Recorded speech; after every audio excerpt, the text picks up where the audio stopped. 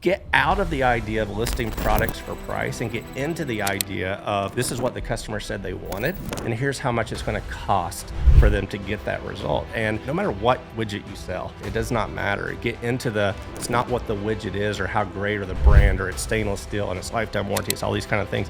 Who cares? Just fix my problem that I called you for. Right.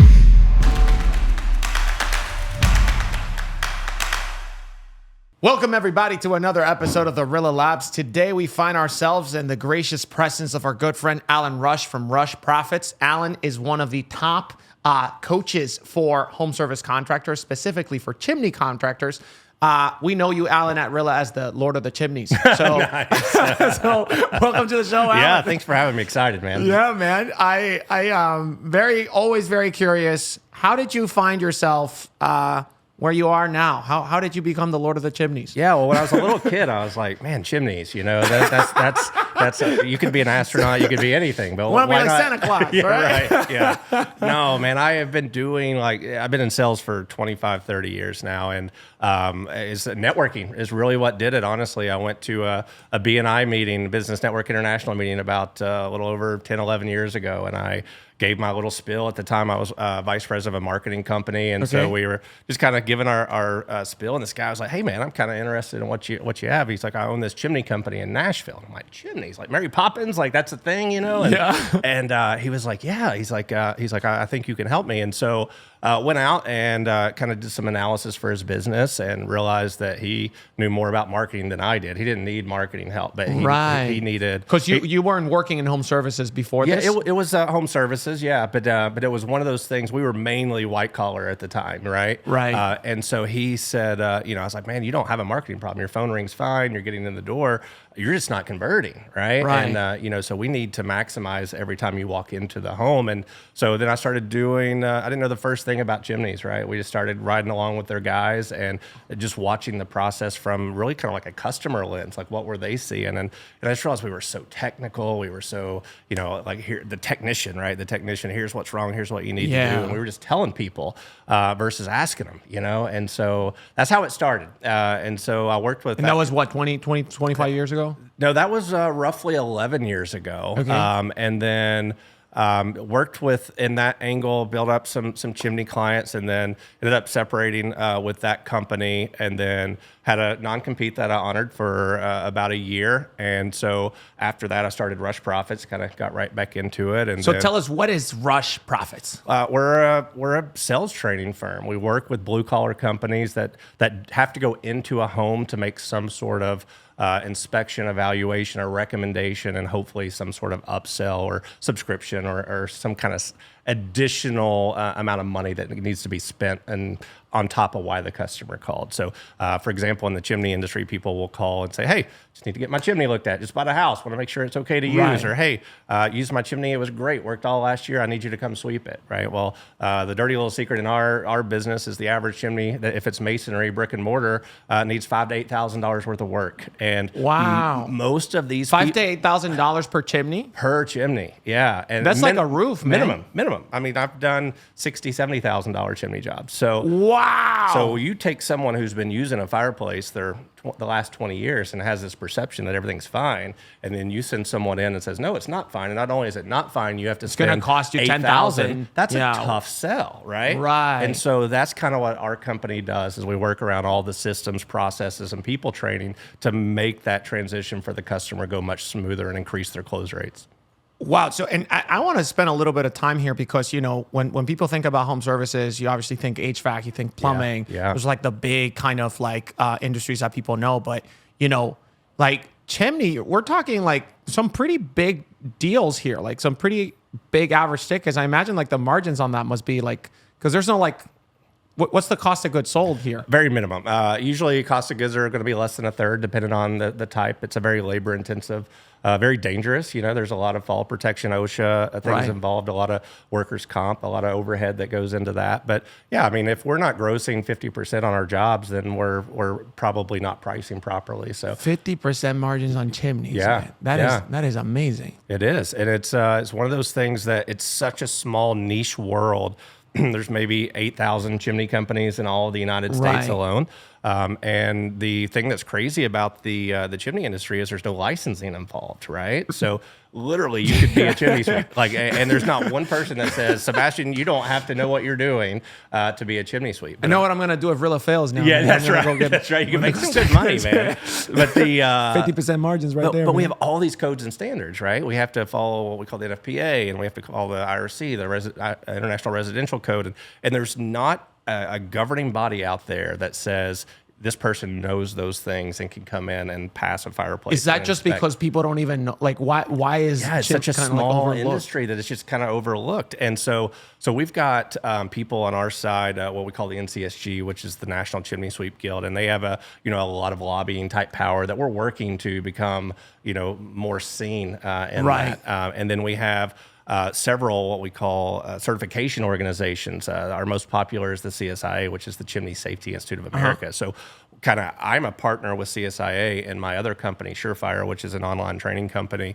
And we basically, it's volunteer, right? I mean, you have to volunteer to get a certification, but the people that have those certifications can prove and wear a badge that not only do I know all the codes and standards for chimney work, I've been through this voluntarily. And that's how all of my clients are pretty much certified, because they're charging those premium things and they're differentiating themselves. So it's got it. So this certification is a way of giving some peace of mind to the homeowner. Correct. Because there's no government regulation around it. Correct. So that can become your defensibility in and of itself. Sure. Well, the other guy said this, or this guy was this much cheaper, or hey, is he certified? Who is this guy, right? And so is it like highly competitive deals that you get into in chimney? Not really. Or is the main competitor, should I get the job done at all? It's more against themselves than anything. There is competition, and then there's what we call not real competition, what a chuck in a truck kind of stuff, right? We're never going to compete with those, and if that's the price point the customer is looking for, then they're going to go that route. But if we're competing with like-minded companies, we're all going to be in that kind of same price range. So it sounds like pretty similar to like most of the home selling, most of the home services. Like somebody's got a problem, they want to take a look at their chimney, they call in, somebody goes out, a technician maybe. Or do you guys have the difference between like Comfort Advisor technician? So there's the really only difference between our technicians are they working on wood or are they working on gas? There's a lot more, because you have to learn different things. Yeah, you have to learn different things. There's a lot more technical things when it comes to gas and when you're dealing with repairing those. But there's two types of calls that come into chimney companies. There's what we call known need and unknown need. So a known need would be something like, hey, I used my fireplace and it started smoking in the house. Or, hey, I noticed I've got bricks missing from my chimney. They're falling on the roof. Or, hey, I noticed I have a water leak coming in my attic from my chimney. Those are all things that they know there's a problem. And we have a very specific process for going in and making the customer feel comfortable that they've called the right company. And we solve these kind of problems all the time. And we're going to do a very detailed analysis to figure out the root cause of that, present you a presentation, a proposal, and take care of you. Probably, if I'm making up a number, 70-80% of the calls that we get are unknown needs, right? They're that sweep call that, hey, just used it fine, just need to get it swept. I know I'm supposed to sweep my chimney once a year. Or, hey, I want to get my gas log serviced. Or, hey, my just bought this house and I just want to make sure it's okay to use the fireplace. There's not an expectation that there's a problem. And then we have want to get an inspection more than anything. They just want to make sure. Most of the time, they don't even. Sometimes they want an inspection, but most of the time, it's just like, hey, I just need you to clean it, right? I know it's fine, right? Those kind of mindset. And then we go in and say, not only is it not fine, and I know you've been using it, but you've got to spend this absorbent amount of money. And so that's really where our company kind of comes in. And what are the typical problems that you identify once you get those, like when there's not a clear need for the customer? What are the typical problems that people encounter with like chimneys? Yeah, well, the number one thing, especially if it's masonry, is water, right? Water is the kiss of death to any chimney.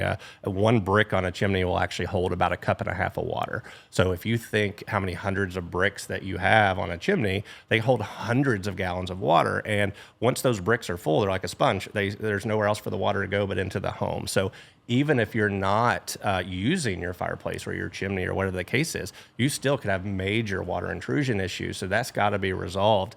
And then in the colder markets, when that water we get below freezing, it will freeze and it will expand. It will cause the chimney to deteriorate. It will cause cracks. It will cause all kinds of issues, which lead to expensive masonry repairs. So we have a client, even if they are not using their system, because the exterior is as important as the interior. On the inside, usually it is, there's, without getting technical, there's interior components to the chimney, the flue, the smoke chamber, and things of that nature that either weren't built to code, let me put it this way, they were built to code at the time, and that code has been updated, or there's been damage due to possible chimney fire or water that intruded into the system that caused deterioration. And so we run cameras up through the middle of the fireplaces, and we just really inspect everything to make sure if they're going to light a fire, that all those byproducts of combustion are able to get out into the atmosphere the way that we want them to. I can totally see the 2-hour appointment now, having to go through all the specific details with the problem and why it's something that you will want to take care of now. And the paperwork is quite a bit. As you can imagine, there's a lot of liability to this. We're talking about burning a live fire in your house, and we're signing. We're having the customer sign: is it okay or is it not okay? And so, of course, there's a lot of legal mumbo jumbo that goes into the terms and conditions. But at the end of the day, if it's how do you sleep at night, and if am I telling this customer it's okay to use? And if so, I need to make sure that I've done all my checks and balances. So how, with your process, how did you, because I can already see that this is a highly technical conversation with a homeowner that's probably never thought about this ever in their life. Absolutely. They didn't even Google what's like, what is That's the, right. How do you even start? Because I imagine a lot of these technicians have to go through this training, learn all the ins and outs of what makes chimneys tick and the differences in gas and so on. How do you even start the conversation of like, hey, there's what we know and the technicalities, and this is how we communicate with the homeowner. Yeah. How do you even start that process? At the end of the day, none of the stuff I just told you about matters unless it matters to the customer. Right. Right. So the whole beginning of my process is just rapport based and discovery based. So the one thing that we know is true is no one randomly picks up the phone and calls a chimney sweep. Right. There is a reason, right, that they made that call. So our goal is to find out what it is. So we always start with nice open ended questions. It's like, what brings me out today? What are we hoping to accomplish? What's the goal, right? And then if it's just, hey, I want to make sure my fireplace is okay to use, great. Then we'll go into a lot more discovery. Tell me what you know about it, right? When's the last time it was professionally serviced? How often are you using it? Is it doing everything that you want it to do? Is there anything it didn't do that you wish it could do? And we'll go through, what's our plans for the home? Is this the forever home? Is this a short stop on the way? And then once we kind of have a feel for what the customer is going for, we start our process, right? So that typically involves with, we use the word sweeping more than cleaning because you can never really clean a chimney, right? So we'll sweep the chimney, and it will kind of set an agenda with the client. Do you guys coach that to say sweeping, not cleaning? We do, because when we run the camera, after we've swept it, and if we said that we cleaned it, you're still going to see little pieces of creosote inside, and they're like, well, that doesn't look clean, and so you just kind of like, well, we swept it, and there's different, without getting technical, there's different types of creosote. Some can be removed, some can't. Got to run an analysis on how many chimney technicians are saying. I'm sure the majority do say probably cleaning, but we're working to change that. So But yeah, so we start with, there's inside and outside, right? And then the inside is after we've got everything kind of swept.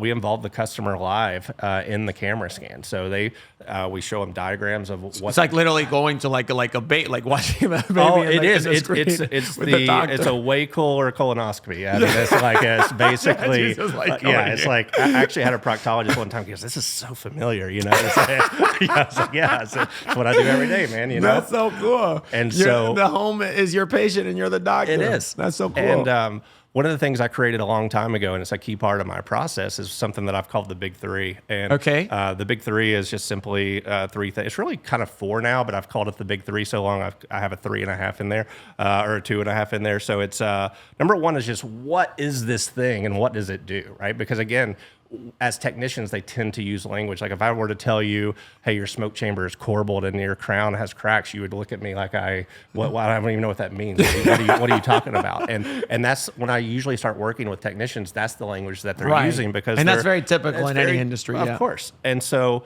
what is it and what does it do? So, the smoke chamber is the big upside down funnel right above where your fire is, and it takes all the smoke, carbon monoxide, the heat, and it funnels it from the big firebox, and it takes it down to a flue, which is much smaller. So we want a nice smooth transition so all the smoke heat gets into that flue as quick as possible. So that's number one. Number two is what happened, right? Why is there a problem? And most of the time in our industry, it's just this was built before they updated the codes, right? You know, and the old way they would build it is almost like an upside down staircase. And like if you were to look in there, you would see these very big ridges. So whenever of raw brick, and when smoke comes into a fireplace, it hits those bricks and it twirls and it hangs out way too long. It doesn't get into the flue, and that heat causes it to basically bake onto the brick, and it's a very combustible product, which leads to chimney fires. And then on top of that, a regular brick, again, a porous. Is that a common occurrence, chimney fires? Very, very common. And there's, I would be making up a number, 90+% of people don't know they had it, right? Which is the scary part, right? Wow. I do probably a minimum of one, but multiple chimney fire insurance claims every single week. And almost every single time that I am showing the customer the evidence of the chimney fire, they don't believe it was them, right? Oh, that had to have happened at another time, because you know the movies kind of glorify these big crazy you know, chimney fires, and most of the time they're very sudden, instant events. The fire hits a pocket of creosote, it has a real quick ignition, the fuel goes out, right, and it leaves behind cracks and things like that. So number two is what happened to it. And then we kind of 2.5 is the good news, right? And then 3, and this is the really, if you were to sum up my sales process in one sentence, it is, number 3 is what happens if we do nothing? Right? What happens? Because that's a big competitor, right? That's a big competitor. What happens if we don't address this, right? If you know what, you can choose not to ever use your fireplace again, and this is not a problem, right? This is only a problem if you wanted to have a fire, right? So if we were talking on the exterior and we're like, hey, you've got all this water and you're starting to get damage, and they're like, well, okay, what does that mean? Well, what happens if you don't address that is this little bit of damage is going to turn into a lot of damage. You know, if you got to rebuild this chimney, it can be 15, 20, 30,000. So no one wants to spend money on brickwork and crowns and you know, sealers and all those kind of things, but they certainly don't want to spend 15, 20, 30,000 if they don't address the issue now. So so the real key is, I always say, people don't buy what you sell, they buy what's going to happen if they don't buy what you sell. Right. So it's almost like you're trying to sell preventative care. You know, well, and it has to go back to what your original discovery was, right? What made you pick up the phone and call me? Right. What do you care about? Like if you were to go to someone and say, so how often do you use your fireplace? They're like, man, we haven't used that in 10 years. Well, let me tell you all the bad news that's inside and why you can't use it. I mean, it's a pointless conversation. Yeah. They're just going to say, never, I don't use it anyway. Yeah. So the key is to tie it back to their wants, needs, desires, dreams, all those kind of things. Right. And then make them understand if they don't make that decision, what they're giving up. Right. And I can imagine, I mean, you know, how many contractors, so you say that there's 8,000 companies. How many do you think are like following some sort of process like this where they're trying to do discovery? I would say less than 10%. So like most people that call a chimney contractor, they either get a really highly technical conversation that they don't know what the hell is going on, or a very poorly technical conversation because the person's not like. So if you were to take our industry, I would say it's split into 2 groups. There's the old school group and the new school group. The old school group are, you know, the guys that are just tried and true to the tradition of chimney sweeping, the top hats, the tails, the legacy of doing good work and sweeping and inspecting to the letter of the law. And I love those guys, right? They're amazing. Those guys are usually 1-2 truck companies. They're, you know, themselves and an employee. Right. They're not really business owners, or they're not trying to grow a business. They just love the work, love the tradition, love everything that they do. And that's a good chunk, probably 70-80% of our industry. Right. And if you call those guys, you're going to get great work. Right. You're just because they're not following a process doesn't mean they don't know everything, and probably more than I'll ever know about chimneys. Right. But the group that I work with is the group that is, they're trying to not be technicians anymore. They're trying to be business owners to create something that works without them. Trying to create brands, processes, systems, people, which, you know, if you go to my website, that's the 3 main things I work on: people, processes, and systems. And so I work with these companies to say, how do we how do we make you more efficient? How do we make you more profitable? How do we give a better customer experience? And how do we make lifetime customers, right? Everybody knows the stat, 7 times more expensive to get a new customer than maintain a previous one. In the chimney world, it's very cyclical with the business. People don't think about their chimneys when it's 100 degrees, right? Right. So we're very busy 3 to 4 months out of the year. And then there's, 8 months where sometimes we're like, man, do I have to lay this guy off? What are we doing? So I work with them on systems to create year-long business, right? Make sure all of our previous customers are doing business when we want them to and incentivizing them to do that. All work that we do usually has warranties, but those warranties are contingent upon some sort of annual inspection. So kind of making sure that we're creating those programs, and during the rainy season, we're running leak campaigns. There are all those kind of things, because if you get a leak in your house, usually the last thing you think of is a chimney guy. Right. They're calling roofers. They're calling these kind of people. So calling the plumber. Exactly. One of the biggest campaigns in our industry that's the most successful, a guy named Mark Stoner created it.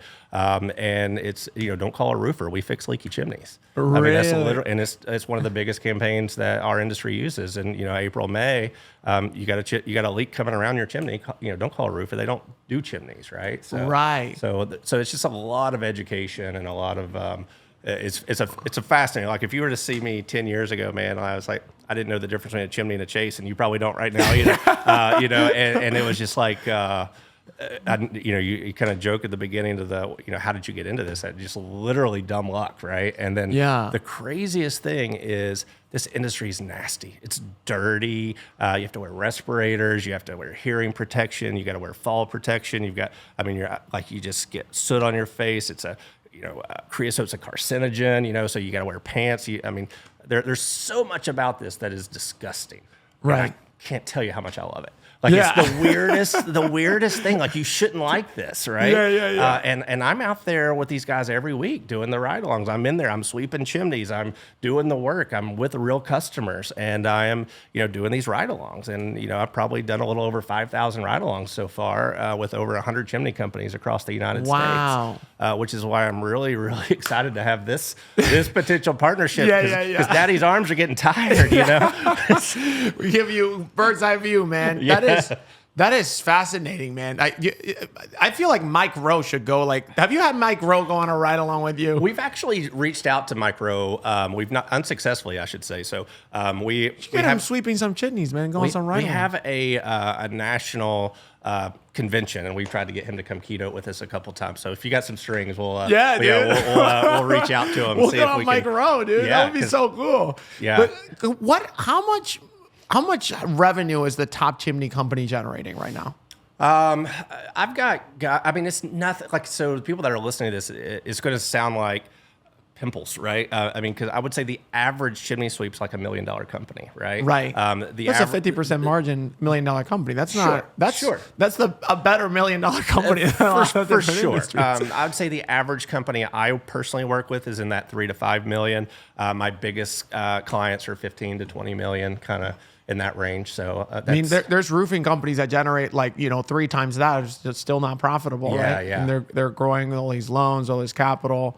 That's crazy, man. Well, and it's I'm glad you said that, because it's people, I don't want to be crass, but it's almost a measuring contest when people ask about revenue. And besides my name's Rush, Rush Profits is my, I don't care. It's not Rush Revenue, right? Yeah. It's not, I don't care. Literally I had a client that we brought on 2 years ago, and we have had 40% growth. We've grown them almost $3 million in 2 years, and we haven't changed a person. Right? What do you mean you haven't changed a person? We hadn't added a person. Wow. Just it's just process, efficiency, higher close rates, higher average sales, add-ons, subscriptions, moving business when it needs to be, all those things.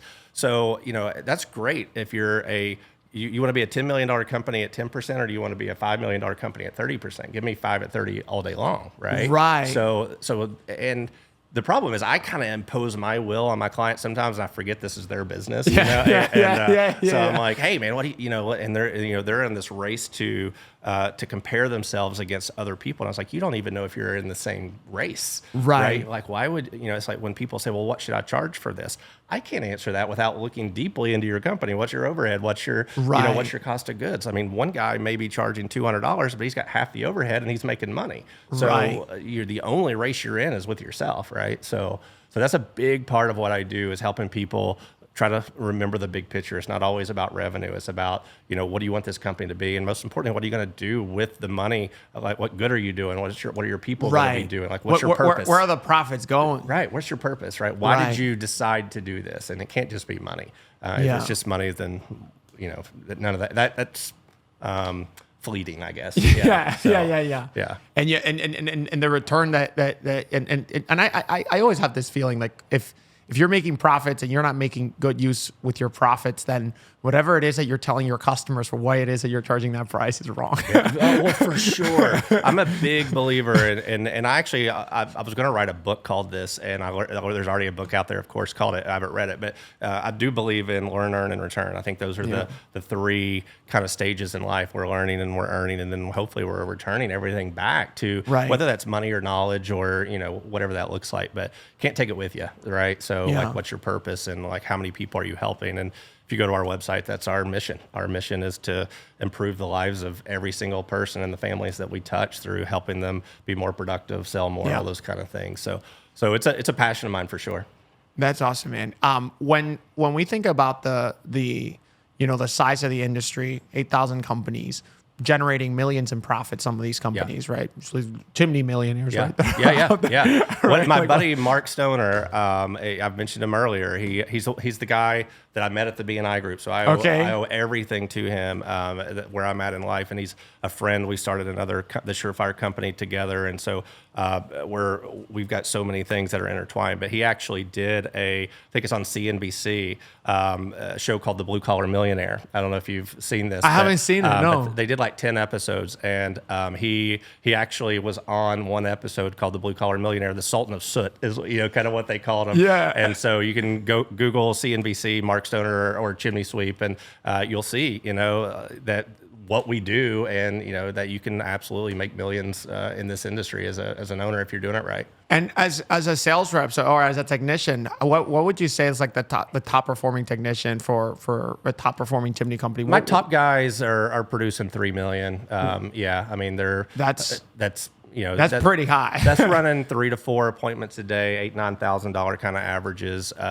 Conversion rates have to be like what, like 60, 70%? Usually 35 on unknown needs, 50 to 60 on known needs is kind of where things need to be. I would say the average chimney sweep before I work with them is 350 to 600,000. So that's a 10x. And then my goal in 1 year of working with them is to get them to $1 million, and then after multiple years, hopefully $2 million is kind of where I would say the goal is for most people. The $3 million is where really the superstars that are out there, they're creating networks, they're getting referrals, they're working the review system, they're meeting with plumbers and real estate agents and the home inspectors, and they're creating all these like lead funnels coming into them, and which is what I teach all my people. But you know how it is, so many people they're happy and complacent with wherever they're at. But when you get that really driven kind of technician that is like, man, I want to do as much as I can while I can, those guys are making $3 million, or should I say they're selling $3 million. You've been on 5,000 ride-alongs, at least, in your lifetime. So you literally have a like what we get with RILLA is what we like to get is like a great database of amazing information of successful conversations, where the technician did a great job identifying the need, understanding the homeowner's pains, delivering a solution that works, right? Yep. And conversations where it didn't work, right? What have you seen, like these top performing technicians, right? Because I'm like you said, I mean, it's probably not an easy sale to especially with the not known needs, where it's like you're just like, hey, I just want to see, and then you identify a real issue the homeowner knows nothing about, and you're the only person talking to them about it. That's right. What's the biggest difference, or the biggest differences that you've seen in the home? Because you talked a little bit about the work ethic of like trying to generate more leads through these channels. Right. What have you seen are the top differences between these like 3 million producers, right? Versus like the ones that are just like average. Yeah. So I differentiate, we've been throwing these terms around today. I differentiate the difference between a technician and a consultant, right? I train consultants. I don't train technicians. I'm not the technical guy. I mean, I just through osmosis of being on 5,000 ride-alongs, I probably know more about chimneys than the average person, but that's not my role, is to teach them how to diagnose a problem. My role is to, hey, once we discover the problem, how do we make that relevant to the customer and present a solution to them that they would be willing to move forward with? So, so first of all, to me, a technician is a guy who goes into the home and they're very focused on, let me find the problems, right? Let me find out where, in Chimneys, we have roughly 70 things that we check, right, on the outside and the inside. So they're diligent about that checklist. Hey, you have these 70 things, 7 of them are bad. Here's how we fix those 7 things, right? And here's how much it costs, right? That's a classic technician to me.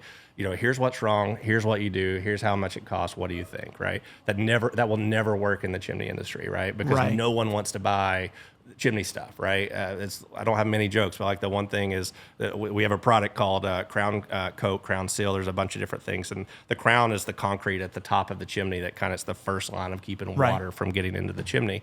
And probably the most popular thing that we sell is like a sealant, if you will, that goes over the crown to keep water from coming in. And this is funny to chimney guys, not so much funny to this audience, but it's like there's not one of those customers that called you hoping that you were bringing them a bucket of that crown coat, right? It's the idea that we are,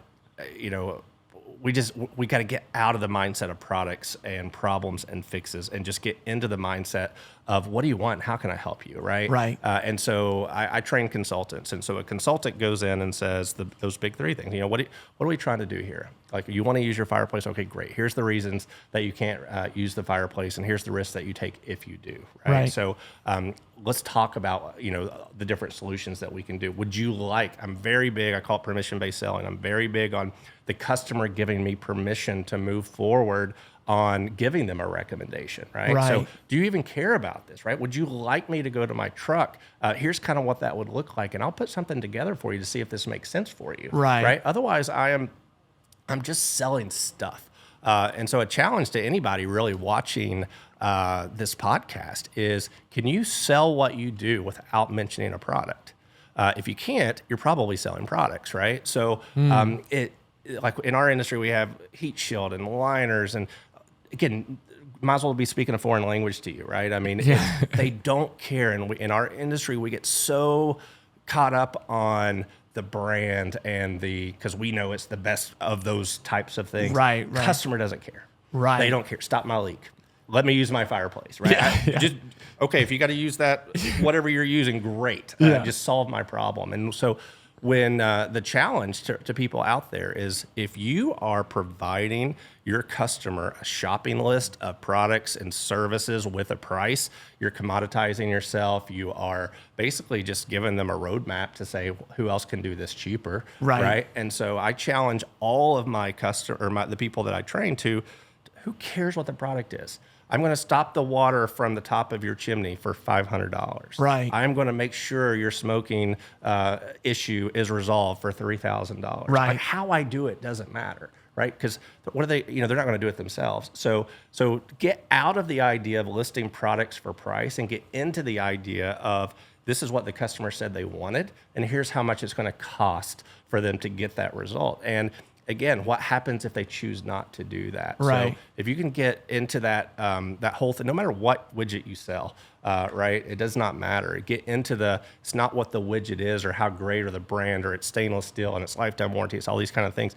Who cares? Just fix my problem that I called you for. Right. And so that's my challenge in this industry, is we have a bunch of people that they think that by building up how great the product is, it makes it more valuable to the customer. When at the end of the day, as long as I'm going to stand behind it with my warranties, and if they have a problem, they can call me. They don't care what the product is. Do they do like a company story when they go in there? So the good companies do. Yeah. I would say, and unfortunately, a lot of times it's the me kind of version, which is not what we really want to do. We've been sweeping chimneys since George Washington. That's exactly right. That's right. And so the way that I teach that is to weave in when a customer asks a question, to let them know that we've resolved that exact question or that exact issue for another customer that we dealt with before, right? So that's a great question. We were, when we were out at Miss Jones's place last year, she had the exact same thing going on right there. So like I have a question. It's like, oh, so if I start using my fireplace right away without fixing this, like, is it gonna work if I get this version of the product or not? Yeah, well, it'd be like, the things like, oh, well, I mean,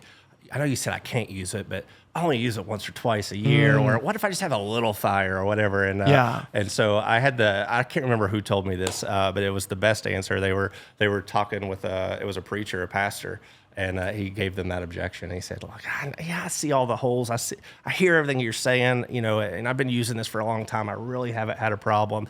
But you think I could, just have a little fire?" And the consultant, he goes, well, you tell me. He's like, can I send just a little bit? Would that be okay? Is that okay with, And so he's like, all right, I hear you. It's like, we don't have that magic ball. And that's what I train. Like, you could literally use this fireplace another 10 years and never have a problem. You could use it tonight and you could have a very major problem. I don't have that crystal ball that says this is okay. All I can tell you is the condition that it's currently in doesn't meet any code or standard, and here's why. That's a really cool way of like weaving in the company story, because usually it starts as like, it's like almost like a robotic thing. It's like, okay, I am now doing my company story. Yes. You will hear for an hour about how awesome we are. Yes. Well, we find a way, like, most of the people I work with are certified, and if they're certified, they'll have a badge, and the badge has their picture on it, and no one knows what the badge means, right? It just knows that that's that person. They've done something, right? So we use that in the company story as well as we're talking through.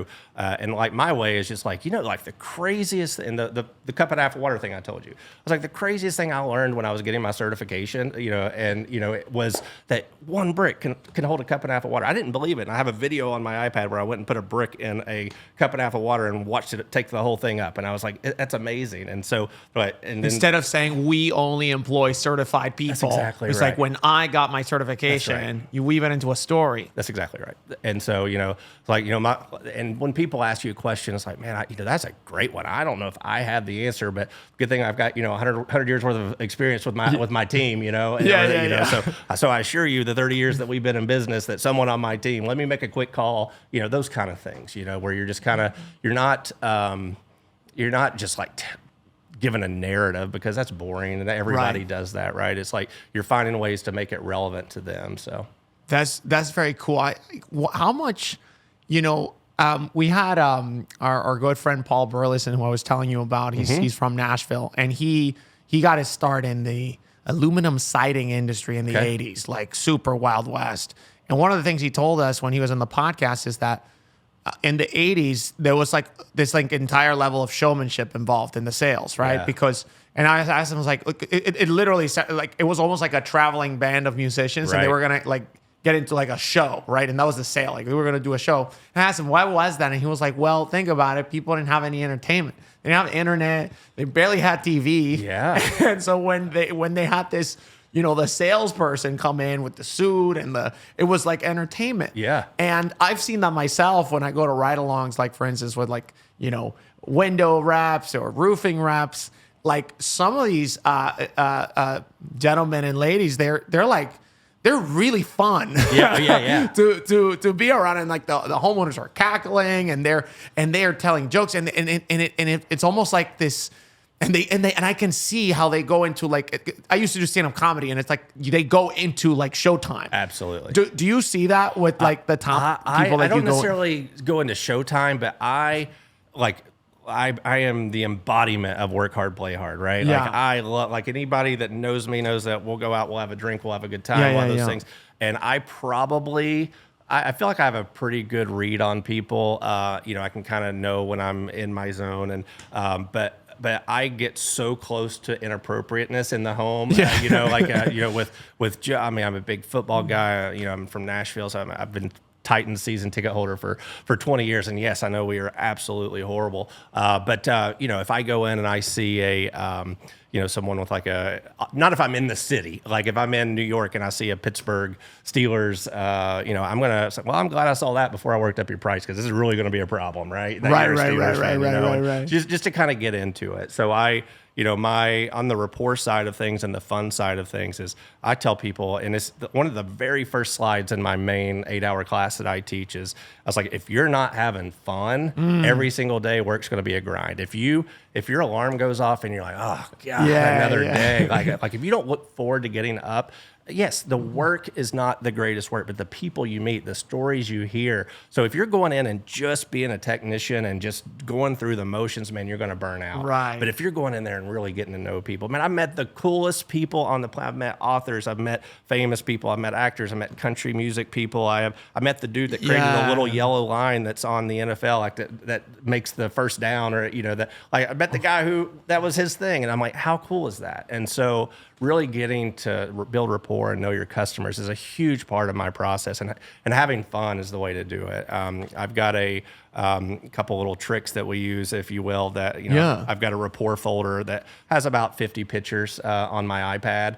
And if I see something that my customer has an interest in that I also do, I make that my home screen, right, for that appointment. Interesting. That way, like if I see they're really into bourbons, I'm from Kentucky, I'm huge into bourbon. So I will change my iPad background to be my bourbon selection, and then I magically open up my iPad and they're like, whoa, what's that? And it's like, we're sharing similar interests. So it's a little gimmicky, but it works really well. If I'm with the grandparents, I got 2 great little awesome twin grandbabies, and I will, I put them on my iPad and they're like, oh, who are these? And so it just kind of starts that conversation. So my goal of every appointment is I learn 5 things about them and they learn 3 things about me. That's not why I'm there. And so, and that's a challenge for any sales managers that are watching this is whenever your technician or consultant gets back to the office, said, tell me 5 things that you know about Mr. Jones, right? And if you can't say, well, he was a Vietnam veteran that,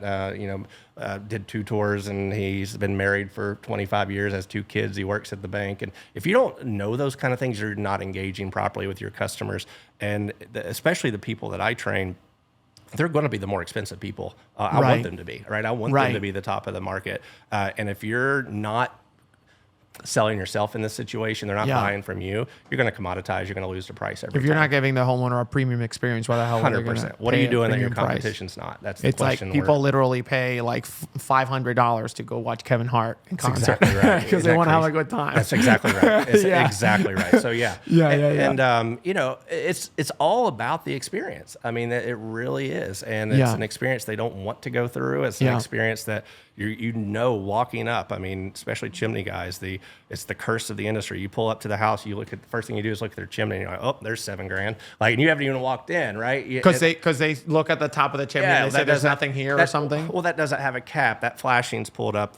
There's 3 bricks missing. I can already see the concrete. And and little Miss Jones answers the door with her $250 check already written for the sweep, and you haven't even got to the inside yet. And so it's this whole mind. You assume the customer's playing the inner monologue that you have in your head. That's exactly. The fireplace is in there. Go sweep it. Tell me everything is okay. And you're like, well, I already know there's 7. So and they haven't even gone through the discovery with you. That's how do you? And this is a problem that we've seen in so many different industries. You get the technician, right? Mm-hmm. Who's a person who, what we've seen, in HVAC, they go into the trade. A lot of the times because they're introverted, they like things, they like working with their hands, so they're like super systems oriented people. They really like things, they don't really like people necessarily. How do you get, a technician who literally try to structure their life in a way that they could just go sweep a chimney, not have to talk to them? How do you get them to go from that to say, hey, we're going to learn how to build rapport with another human being. And you need to be really interested in this human being, and you need to have a really good conversation with that human. How do you do that? Well, that's a great question. And that person's probably not in this role, right? So the thing about the chimney industry is there's 2 different business models. There's the eat what you kill model, which is the technician that goes out and does the inspection and proposes the work is the guy that does the work, right? That's the kind of one, that's not the model I teach. I teach, if you've got a rock star salesperson, if you got a rock star rapport builder, a rock star inspector, I don't want him laying brick. I don't want him dropping chimney liners. I want him in front of as many customers, producing as many opportunities as we can. So in my model, one good salesperson will keep about 2 to 3 production trucks busy. So the guys that actually do the work that, I would sell, they are those typically the people that just want to work and be, put in their earbuds and, not talk to anybody and all those kind of things. So, but with that being said, I certainly have my share of introverts that are not people, right? Right. And I remember one guy, doesn't matter where, but one guy, he literally told me, he's like, man, I just don't care. He was like, he goes, I don't care that his grandfather was in the war. I don't care his kids play soccer. It's like, I can't fake being excited about that. I said, you're in the wrong job. I mean, if you can't show empathy and excitement and have a conversation, you are in the wrong position. Right. Go lay brick. Go do. You're in their home. It is their home. And like, if you're just going to be, there was, I remember an American flag, someone had lost their life, and it was like a very emotional thing. And the same guy, he was just like, he's like, it just doesn't hit me the way. I was like, man, like, I don't know, you got to find something else. I remember telling I always think about it like putting one of my engineers and being like, sell. Yeah. And then they're like, oh. Yes. It's like if you had me try to fix a chimney. I put.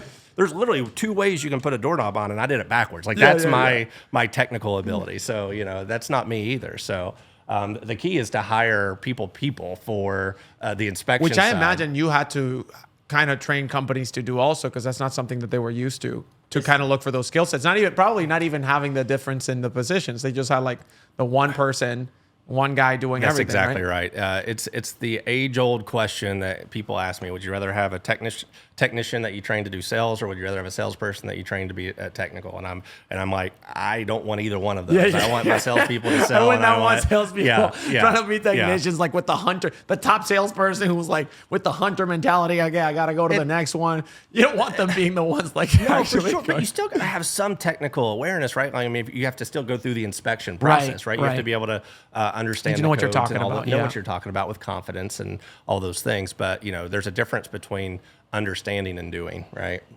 I want to ask you about. We've been talking about the technician, the consultant. I want to ask you about the manager. Yeah. What are some of the best practices that you've seen with companies from managers in the way that they run their ride-alongs, in the way that they run their meetings with their people, their one-on-ones, their weekly trainings? What are some of the things that you've seen that from these really top-performing organizations? Yeah. So the chimney industry is interesting. Typically there's an office manager. When you get to a certain size, then the operations manager, and then when you get to a certain size, maybe you get lucky enough to have a sales manager, right? There's probably 20% of the companies I work with actually have sales managers. And that's kind of why I work with them, is I act as a fractional sales manager, if you will. Got it. And but with those that are doing it, it's the classic: are you leading or are you managing? Right. I think that's blue collar guys. The last thing they want is for people to just tell them what to do all the time, tell them what they did wrong, because they're proud of their work, right? And if you're only going to them on all the things that they did wrong, and every time you show up, it's like, well, what did I do this time? And there's not that praise model, and there's not that reinforcement of all the things they're doing right. Those are the people that are really getting teams that are following them and doing anything for them. Also, the managers that are always the crutch, that always have the answer, that can pick up the phone every single time someone has a person or has a question, and just think that's their safety net, and they're just always answering the question. Can't scale that, right? So you have to learn to, as much as you want to be the hero, and as much as you want to, you do know the answer. Reversing that a little bit, right? Say, man, that's a great question. What do you think we should do, Sebastian? Right? What would you do? And if they answer the question, I think that's awesome, man. Why don't you do that? And then if they get it wrong, it's like, well, that's one way to do it, but why don't we look at it this way? And then just kind of making them. And then sometimes you don't answer the phone, right? Like, I'm not always going to be there for you. Now, if it's customer facing stuff, of course you are, but there's those things that they have to learn on their own, and then you have to praise them. So there's a lot of softwares out there, a lot of companies that do positive reinforcement. One of the very first jobs I ever had 30 years ago, I remember we had care cards. Customers are really everything, right? And we would just go out and intentionally praise people for things. Hey man, I know, I saw what you did. I saw you help that guy out. Here's this. You can turn that in for a $10 Starbucks card or whatever. So creating that culture of we're a team versus the manager is just cracking whips and, hey, you didn't meet your numbers, or hey, you didn't do, Right. I think that's the biggest difference in the successful people. From an actual workflow standpoint, the people that have accountability and oversight to the reports. I'm a big data guy. I come from a data background, and so You used to do marketing. Yeah. Which is analyzing everything, right? Yeah. So and our industry is a little split on this, but I treat an appointment and an opportunity a little different. Like, to me, an appointment is every time I walk into a door. An opportunity is every time I give a proposal, right? So, Okay. So because and there's people in our industry that will argue every door is an opportunity. You can always sell something, right? So, but I look at that gap between appointments and opportunities, and if that gap is more than 10%, then yeah, we are missing things, right? So, so one of the ways that we really help people grow is that, dude, you got a guy that's going into 100 homes and he's only given 50 proposals. The industry average should be 90 proposals. And so they go in and they look at their reports. They go in and they look at their pictures, and then they're diving into the detail to say, hey, why, you totally missed this. And they're doing root cause analysis. Exactly. Becoming a training opportunity. And so those are the kind of data points that, good managers, and one of the things I'm excited about RILLA for is we're going to be able to isolate some of those things in a grand scale. So I think, my average 4-truck company is going to run about 2,500 appointments in a year. Wow. So we've already got so many already on RILLA. Yeah. We're talking like hundreds of thousands. Yeah. I'm going to do more in 1 month with you guys, or be able to analyze ride-alongs than I've done in my entire career. Yeah. So I am so excited to see all the data points that are coming in. Yeah, because you can drill down deeper. It's the same thing, like doing that root cause analysis and like saying like, okay, we go from beyond the conversion rate numbers, the close rate numbers, and you go in, it's like, okay, why did it drop? And you go in really into the appointment. It's like, you're not spending enough time building rapport. You're not spending enough time, like doing the analysis of what it is that they need, right? Yeah. And that's for the scorecard, right? That's what I love. Oh, yeah. It's like, you did rapport, but you were terrible at it. Yeah. You kind of like, you said, how's it going? Yeah, that's right. That's exactly right. Feeling good? Okay, let me tell you about the weather. Let me tell you about the bricks in your wall. Yeah, that's exactly right. That's very cool. And so like when you work with these when you work with these managers, right? Like, what is the biggest obstacle that you see? Like, okay, so this is what the top are doing. They're very numbers driven. They're giving positive reinforcement to their people, not just like negative. Yep. What do you see are the biggest obstacles? Like, why would people fail at implementing your processes? Like, that's a really good question. I mean, it's all accountability, right? I mean, it is like the bar is so low. In the chimney industry. Like, if I would make you a bet right now that if I picked up the phone and called 10 random chimney companies right now, that 3 of them wouldn't even answer the phone. I would go straight to voicemail. So just simply answering the phone, right, is like sometimes the bar. But as far as, simple things, follow-ups, right?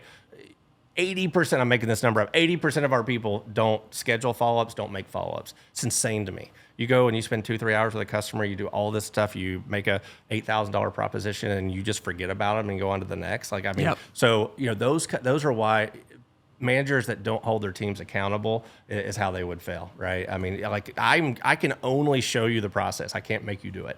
And that's why there's this industry slang we call it the Allen bump, right? Like, I'll go out and I'll work with their team, and we'll go out and we'll sell $100,000 worth of work in a week, and they're not used to selling $100,000 in a month or whatever, right? Yeah. And so if we watch their sales, like, it's very clear. We see this huge bump, and then we just see this slow curve kind of start coming back down, and then I come back out 4 months later, and then it's the heartbeat, right? So again, no, we're not here to pitch RILLA, really, but I mean, that's, to me, that is, we're going to be able to maintain that that level, and so that's what's I'm stoked about it. So and that's one of the things. My good friend Doug from Synergy Learning Systems, he said that one of the biggest problems in the world that we have today is that people know exactly what they need to do, and they won't do it because they kind of lose the. And I really like the other thing that you said about managers that kind of allow they don't just give the negative feedback to the technicians or the consultants. They kind of put the question back to them. Yes. And what would you have? What do you think you would have done differently, or what do you think you did right and wrong here? We had one of these. We have one of our power users for this solar company on RILLA, and his team was like just kicking ass and just like breaking records, and he was using RILLA a lot. And we were like, okay, what is he doing? That's really like, how is he giving feedback to people? We wanted to understand, and we ran an analysis. And one of the really cool things we saw is that more than 50% of his comments, because you can give comments in RILLA, ended with a question mark. Nice.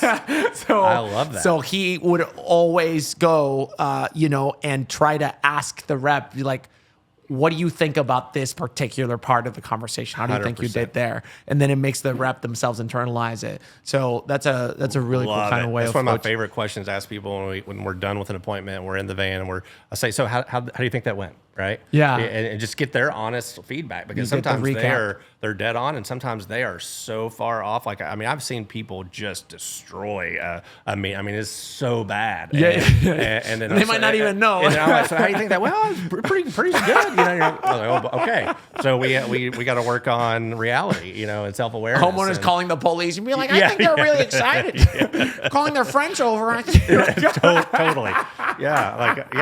Took a dump in his bathroom. I thought that was normal. It's like that. So That's funny, man.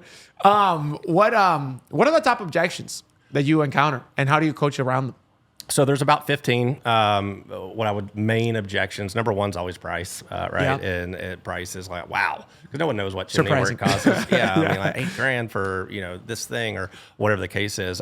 So price, and then second is usually budget, which the difference between price and budget is price is that's too expensive. That's way more than I'm willing to pay. Budget is I get it, I just don't have the money. And so we present financing opportunities and things like that to do that. How much of the industries does financing right now? If they're my clients, every one of them. But I would say the majority of the industry does not. This is probably the last 5 years has really become taken on in our industry. So I'm a huge proponent of, and that's my closing technique is a financing close. So we can get into that later. But spousal objections. Let me talk to the wife. Let me talk to the husband. Same things that we hear all the time. Price.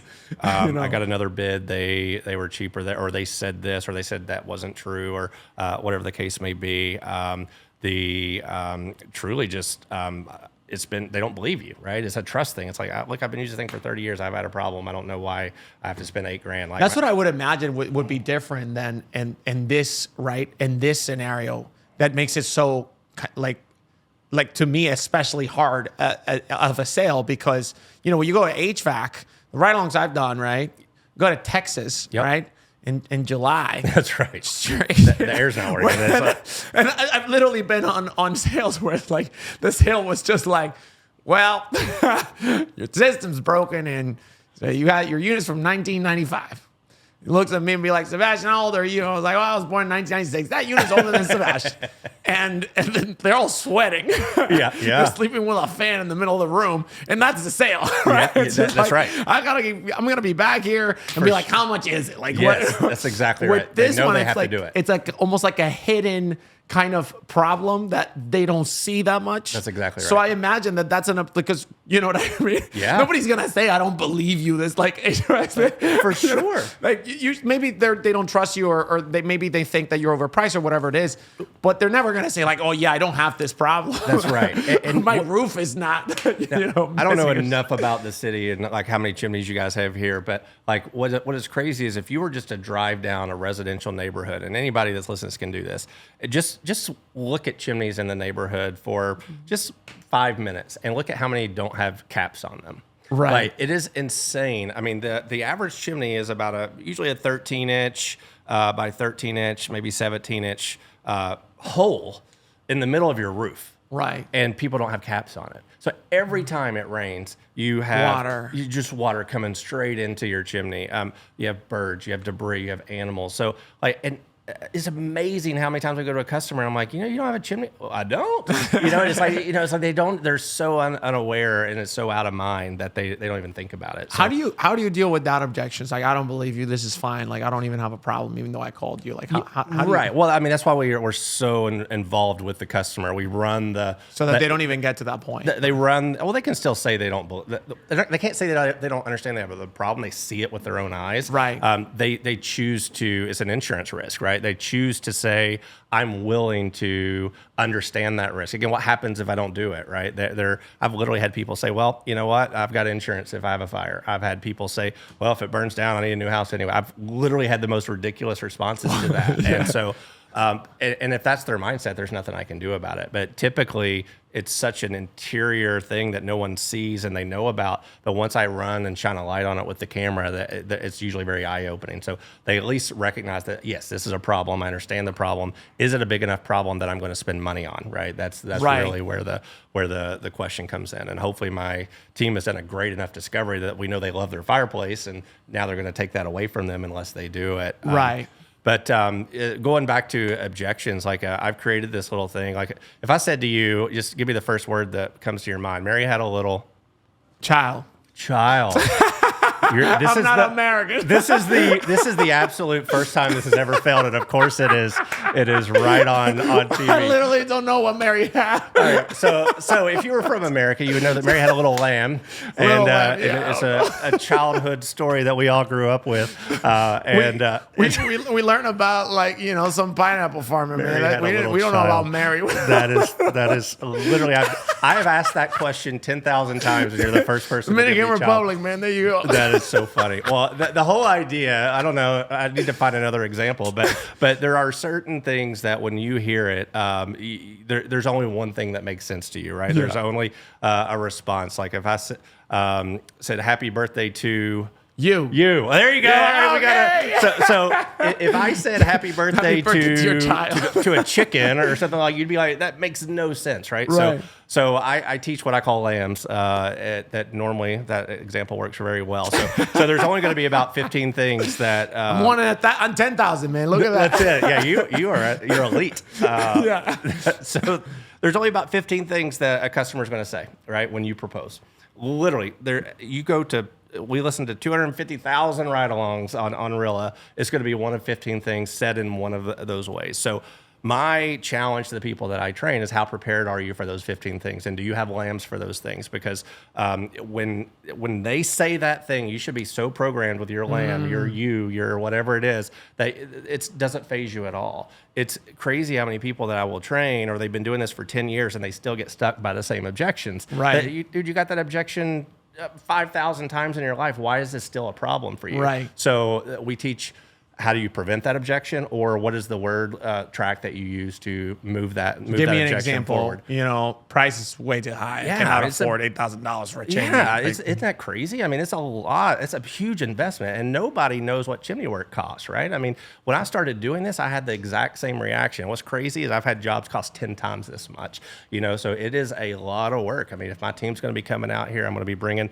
2 or 3 guys. I'm going to be setting up safety protection. I'm going to have OSHA gear. I'm going to be setting up scaffolding. I've got to make sure my guys go home. I've got, 8 hours worth of work for 2 guys. And when I'm done, I'm putting a lifetime warranty on it. You never have to worry about this again. So yeah, are there cheaper options out there? Maybe, but not that's going to give you the warranties that I am, and that's going to be certified and go through that whole word track that we do. I really like how you started. It's like, yes, and. Well, like, yeah. So and that's the formula, right? Always, whether or not, the difference between empathy and sympathy, every objection starts with an empathetic statement. Yeah. I don't necessarily have to agree with you, but I understand how you may feel that way, right? Because I felt that way once before. Or if someone says, hey, Alan, I get it, but I can't spend 10 grand without talking to my wife. I was like, good. Yeah, because if I spent 10 grand without talking to my wife, I wouldn't be married my 28th year. I totally get it, man. But, this is a lot of information that neither one of you guys were prepared for. So what I'd like to do is to be able to have this conversation with both of you so that I can answer all your questions together. together. That way, when she gets home, you guys are on the same page, man, and you don't have to, you don't have to pour an extra bourbon to give this number to her, right? So if she's available for 5 minutes, I'll go through the skinny with her, give her all that stuff, and that way you guys, you're not dependent on that guy to sell for you, or you're not dependent on your terrible paperwork or proposal that you sent, and where they just look at your shopping list and at the bottom and say 10 grand, call somebody else, right? Right. So it always starts with an empathetic statement, like, yeah, man, I got to just put a new HVAC unit in, man. That was $8 grand. I just put on a roof, man. I hear you. Home ownership, am I right? Yeah. It's that whole. I'm not here to sell you anything, right? You called me to understand the condition of your chimney, your fireplace. See what's happening. You told me what you wanted. Here's how you get what you want. If you choose not to do it, man, that's totally on you, right? Like, I just want you to understand what needs to happen to get what you want, and more importantly, what happens if you choose not to do it. Right? Yeah, that's my whole spiel. That's such a cool way of like handling objections. You're not really handling objections. You're actually just trying to. It's like a doctor, right? Yeah. You'd be like, well, yeah, no, I get it. This is like medicine. This is gonna suck. Yeah. This is gonna taste bad. I get it. Many people.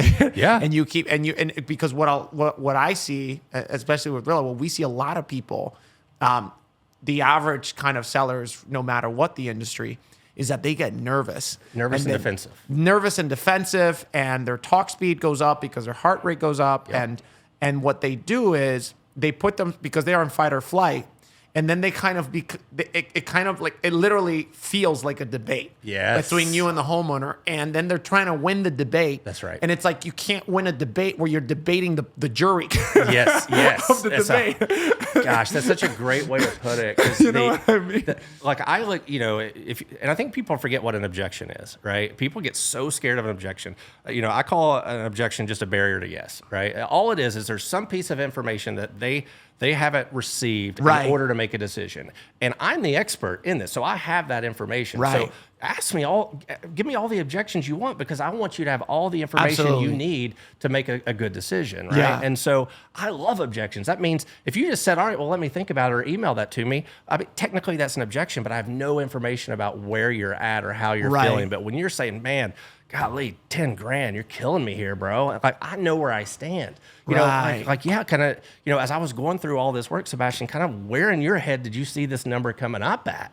Man, I didn't think it'd be any more than $5 grand. Right. How'd you come up with $5 grand?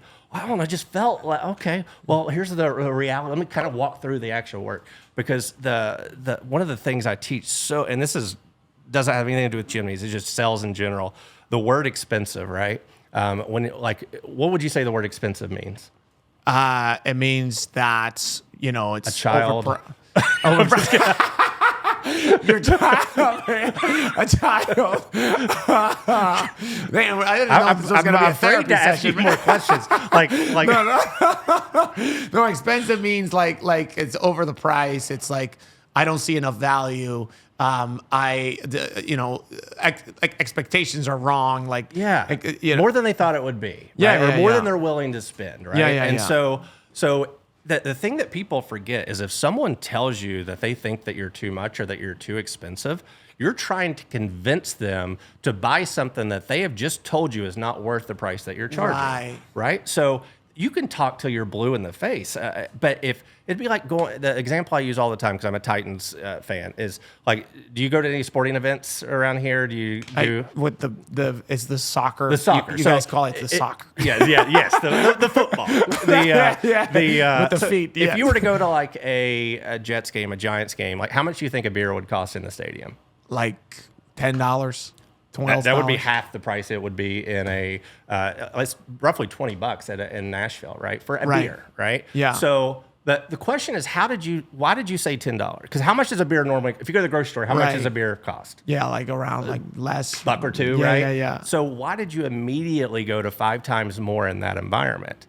Right? Because you've been conditioned to know that when I am in this environment, things are going to cost more. Right. People have never been in a chimney environment before. They've never had a chimney tech to their homes. They have no idea what things cost. So it'd be the same thing if I went to your grocery store and that same beer salesman was there in your grocery store and said, "Here's this beer for $20." You'd be like, "Why?" You'd be like, "Get out of here, crazy man!" But yeah, I have no problem buying that same product over here because my expectations are different. Right. So the entire sales process is all about raising the expectations and value of the product, so that by the time you give the solution, hopefully the number that you built into that customer's head is somewhere close to the number that you give them. Right. So they're not having that price reaction, right? Because if you think I'm too expensive, I just can't. I mean, I can give you all my value proposition, but now I'm justifying, now I'm selling, now I'm doing all those things. So I need to have a process that slowly brings that number from 5,000 up to 10,000 that customer's head before I give them that $10,000 number. And if they have the objection, you roll with the punches. You don't contradict. You don't debate. No, you try to that's understand. the last thing you do, man. I feel you. And what the other thing that you were doing, which we like, I don't like. You probably are doing it on purpose. You literally started asking like how and what questions. Like, how did you come up with okay, so how did you come up with that number? Okay, and where did you get it from? And it's like, that's one of the things that we saw that top performers across different industries, they literally, one of the things that they do way different when we looked at the data is that they ask way more open-ended questions than anybody else, because they keep peppering open-ended questions at the beginning when they're trying to identify what's going on. Yes. When they're presenting their products, they're saying like, what about that resonated with you? Yes. Or where they deal with objections like, oh, the price is too high. Oh, wow. No, I get it, man. Yeah. $10,000. I wouldn't think about it myself if I was in your position. Tell me, what price were you thinking of? Right? Yeah. Kind of, where did you see this coming in at? Yeah. Because there's only three answers, right? Either they made it up, they pulled it out their butt, right? It's just a feeling that they thought it should be that, which is crazy. That we're in a competitive situation and they got another quote that we're not in the same ballpark. So then I've got to figure out, are we talking apples, oranges? Dive into that. Right. Or they've been to the internet, which is the death of everything that we do. Nothing good happens on the internet. And it's never. It's never. Like, well, I saw on Reddit that you can get your chimney sweep by like $5. Yes. So once I realize what their source is from that, and if 90% of the time it's just a feeling, right? Then I can kind of start getting them to dive in and admit that was not based on anything of reality. Right. And once I've got them to where they don't believe I'm expensive anymore, or they at least admit they didn't know, now I can have a real conversation. Right. But as long as they're in this mindset that I'm double what they would ever spend on that, I can talk John blue in the face. Yeah, you can't get over. You cannot out debate. No, you cannot. The jury. Like the natural people give objections because and they expect pushback. Right, like we all expect. You get in fight or flight, and you are expecting the other person to reciprocate. That's exactly right. And so when you empathize and agree with them, all of a sudden it's like, wait a minute, it changes their mind. Like, wait, well, I thought we were getting ready to get into a fight here. Like you're agreeing. Like, man, I'm on your side. Yeah. It's like I'm not like whether you do this transaction or not. Yes, it does really matter to me. But at the end of the day, like, this is your home. This is your decision. I want you to have all the information that you need to make the right one. It almost like puts them as like, oh, okay. Yeah. I can't tell you how many times the entire conversation has changed just with simple empathy. Like, I get it, Yeah. And that's how when we get into the close, I mean, one of my things is like, we've got three ways we can do this. I mean, I wanted to ask you about that because you talked about financing, right, as one of the ways that you incorporate in your closing sequences. Yeah. And that's also something that I've seen across different trades that, people know they have to do it, but, technicians or consultants, they don't really know how to actually properly use the tool. Yes. And another one of the things that we see top performers doing is they talk about financing, they talk about financial terms, about how you're actually going to get the homeowner to pay for this.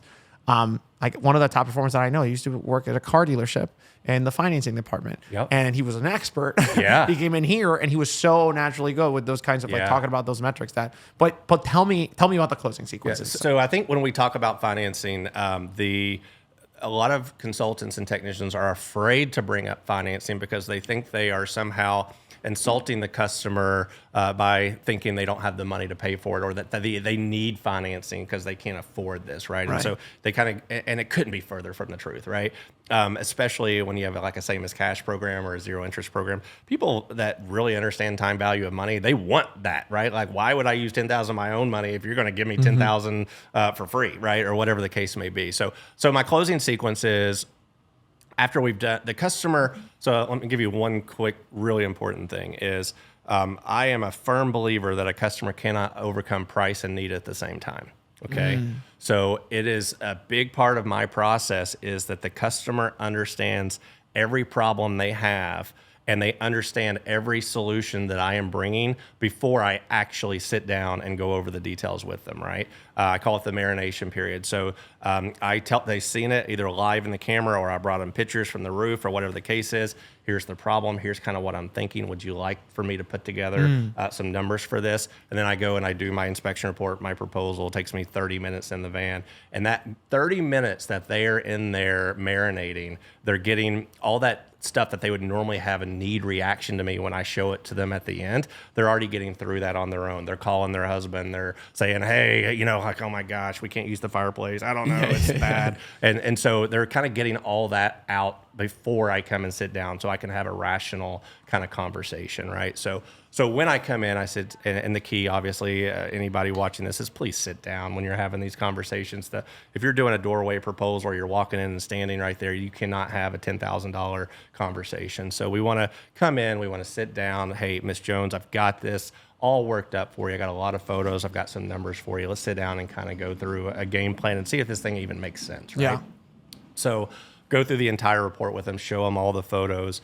And I'm a big, especially on inspections, I'm a big believer in we don't just show the negative, we show the positive, right? Right. If we check 70 things, I'm going to show you the 70 things that we checked, and only 3 of them are bad, but those 3 things keep you from, if you're just going in there and saying, here's what's wrong, here's what you got to do, it's such a negative kind of thing. But you say, hey, these other things are great, right? So, but the problem is a lot of those other things that are great become ungreat or go bad if we don't fix these other 3 things. So you have more expense, more things down the road.